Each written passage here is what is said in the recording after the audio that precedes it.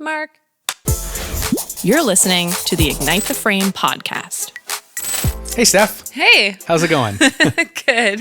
Good. I'm excited to be talking about editing today. Yes. Everyone's dream. Everyone's favorite subject is editing, right? In post-production.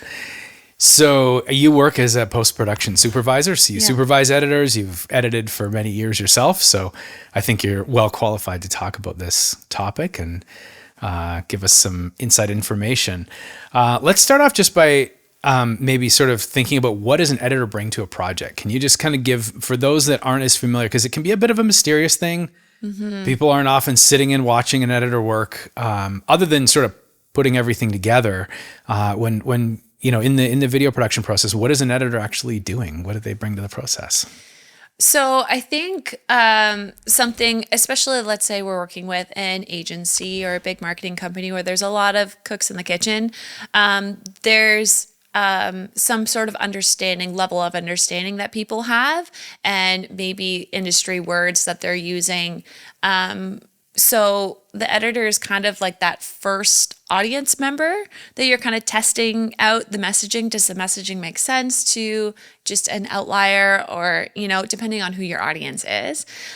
So I think that really helps to rethink the process sometimes of like, wait a minute, are we actually hitting the mark and creating that point the way it makes sense for everybody? Mm-hmm. Yeah, and as like a producer and director, I think there is some value in handing footage over to somebody. And although they've usually been involved in the project a bit, so they have an idea of what's going on, it's still some fresh eyes looking at it. And oftentimes it can be a very nice surprise to see what they come back with, because you think, oh, this is how this is going to come together. But then when you see it, it's like, oh, that's a little bit different, or, you know, it's not exactly what you expected, but it's really good. Oftentimes it's a really nice surprise. And the, you know, editor often come away with moments, you know, find little clips there that you didn't even realize sometimes you captured, you know, and it's really nice to kind of have that fresh set eyes. So why, I know there are a lot of people, there's a trend towards offshoring, to sending it elsewhere, where editing's cheaper, where people can work, you know, on a different time zone. So they're working overnight so that you have stuff edited quickly. I think a lot of people look at the edit process as kind of, it's just assembling things. It's not necessarily like deep, you know, creative work. Why wouldn't you do that? Why, like, I know that's something that we've always been aligned on, is like, it should be edited by a real person that, you know, we can actually like sit down with in person, or, you know, virtually, you know, that's in the area that we know what they're all about. Tell us about that process. Let's say your key audience is going to be in Canada, let's say Southern Ontario. Having an editor that lives in that area, you know, locally different things that are going on, things that maybe we should avoid, topics that we should avoid or lean into more. And so those nuances are there and they're captured, especially if you're going through like a big interview. It's really long, let's say 2 to 3 hours, and you have to condense it down to a couple minutes. Knowing which points that will hit the mark for that audience might only be the case if you live locally in the area. And I find that sometimes if an editor doesn't understand the brief, you can go back and forth, and it's a painful process. But if they just they can read through the lines and they can understand what's going on, I find that only happens if you're like living in the same space.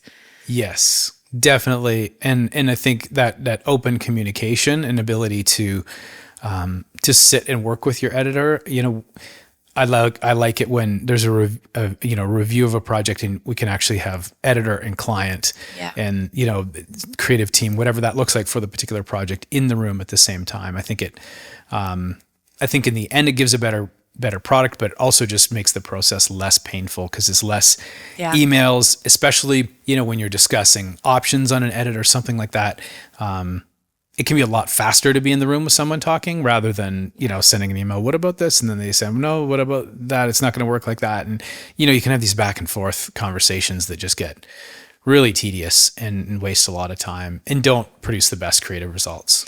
No. And then when you're showing an edit in person and being collaborative with the client, you build that relationship, you build that trust, you find out in that conversation with that client some of the things that are going on behind the scenes, what they're dealing with internally, to make sure that this video hits these specific points, and then being able to collaboratively be like, okay, what about taking this creative approach to address those needs, but it will also work better for the video and stuff like that. You can just be a lot more collaborative with them. Yeah. So what does an editor need to know to do their job well? And this is something that, I ask from the perspective of, sometimes people just think, hand the footage over to the editor. Yeah. But what do they actually need to be able to really, really successfully put together a video or series of videos? I think if a client can come to you with, a brief that has your audience, your target audience, your where you're going to be putting this on the platform, what your big idea, what message you want, and what you want the audience to come away with. But then also adding in, hey, I saw this video and I liked X about it. Like, I like the tone of it. I like the music, the pacing. So finding example videos actually goes a long way, but in that you must say, this is what I liked about it. This is specifically, what I liked about it, so that you can understand how to go about that. And I find that really speeds along the process and really hits the mark sooner and less revisions later. Definitely. What about then communicating throughout the process? Like, I know the default seems to be just emails and sending emails, with notes and things like that. How do you, what are best practices for how, creating good communication, to make sure that we're sort of capturing all the client's ideas, capturing everything we need and being thorough so that, it eliminates rework, it eliminates changes and things like that. What do you suggest there? I find if we can communicate with the client early on with a one-pager of like, hey, this is what we're going to achieve, this is what we want, and this is what you want, then we could navigate or change it if we need to then. Let's say I have a couple hours of footage that I have to shorten down into, 3 minutes here and a 2 minute here and a 15-second here.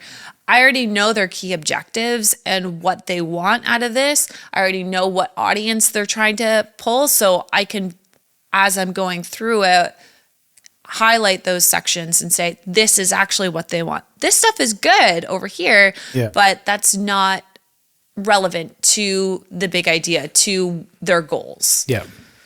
And then thinking about sort of final product, and kind of wrapping up this sort of this process, the post-production process, what does the editor bring to a final product? And I guess what I mean by that is, if I look at something, as sort of, there's sort of, different stages, right? There's the pre-production. So you end up with a script and a plan for your filming, and you look at that and you think, this is what we're making. And then you go and shoot and you realize, it's a little bit different than we thought originally, but we really liked this and that location worked out well. And, that one didn't work out as well. What in the editing process, how does it change? How does it evolve? And what does the editor bring to the table? I think having problem solving skills sometimes, because sometimes, like you said, the shooting, the production day didn't go as smoothly as you wanted. And now we've got to figure out a creative solution to patch this up and make this better. And sometimes it ends up better than we hoped for, because we can, do something in post-production, some sort of little magic. And that always fills me with so much glee when I can be like, no one's going to notice that I did this. And so I like that problem solving aspect of it, and being like, okay, how do we approach this? How do we hook people at the beginning? and yeah, there's just those little nuances that you have to pick through that really, yeah, can make it fun. And Yeah. So I know when you're working on other stages, when you're planning and pre-production and that, I like to intentionally have breaks. So work on something for a morning or something like that, and then have a break, because I find you can get lost in details, and then it can result in decision fatigue where you're just exhausted from thinking about every little minute detail. How do you avoid that as an editor? Because sometimes if you sit down to edit something and you've got 3 days to edit it, you can't just walk away from it, work on the next project. How do you avoid that?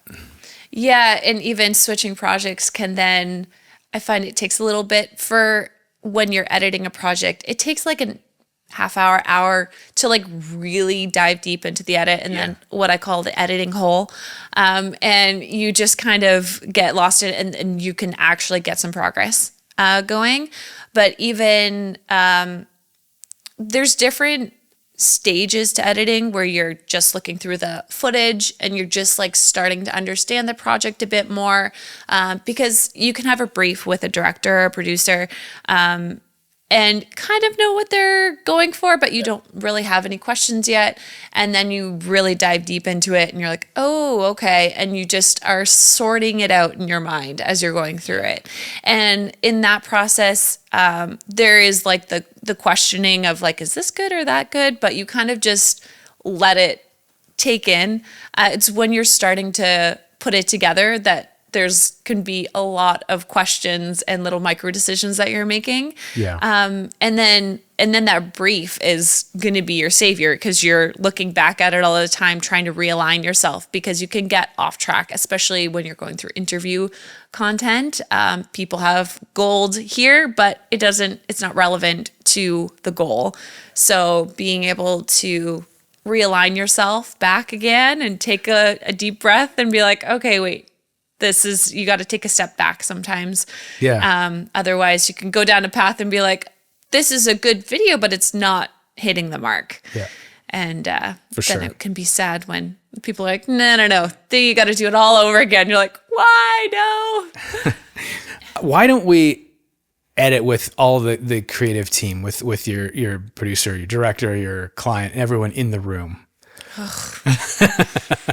Other than that being like exhausting sounding, people will analyze it too much, because too many cooks in the kitchen never gets a good result, a good meal in the end, and having people stop you all the time in your line of thought or train of thought or trying to fix things, it's not helpful.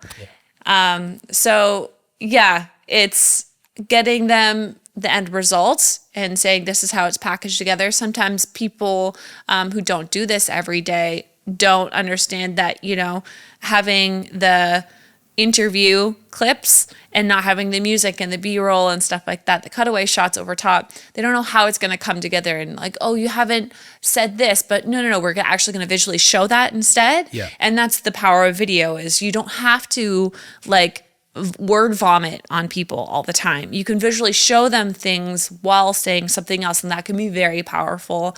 The music and the sound effects can really add to something or bring home your point even more. And when a client comes back and says, just change the music, they don't understand the tone changes that can happen. And then you give them a different music track and they're like, oh, it just feels different now. I'm like, yeah, because you changed the entire thing. It is different now. That's why it feels different. Yeah. Right. And that's it's hard to steer people away from things like that sometimes, right? But you need to at times to make sure that you kind of preserve the integrity of what you're working on and all that sort of thing. What else do you want people to know about editing, about the editing process? Is there anything misconceptions, anything that stands out that you're like, hey, I wish people would understand? Yeah. Sometimes I think people think that especially the finishing stage, there's not a lot of work into it. Like, I've approved this video, I need it now. Yes. And they don't give enough time for the finishing. The color grading and the audio mix really helps elevate your video and keep the quality up. But if I only have 20 minutes to do that, that's not enough time, and corners will be cut. And I mean, it always comes back to like giving us more time, but giving that heads up and that, like, you know, knowing deadlines and not telling me like, you know, 30 minutes before their presentation that they need this video done, you know, it just all comes back to clear communication, and we'll all get along very well. Yeah, communication is key with every step of the process. Yeah. Cool. Well, thanks for talking about editing today. Appreciate it. And we'll see you next time. Yeah, thanks. Thanks for listening to our conversation today. We'd love it if you'd follow and give us a rating. The Ignite the Frame podcast was produced by Atomic Spark.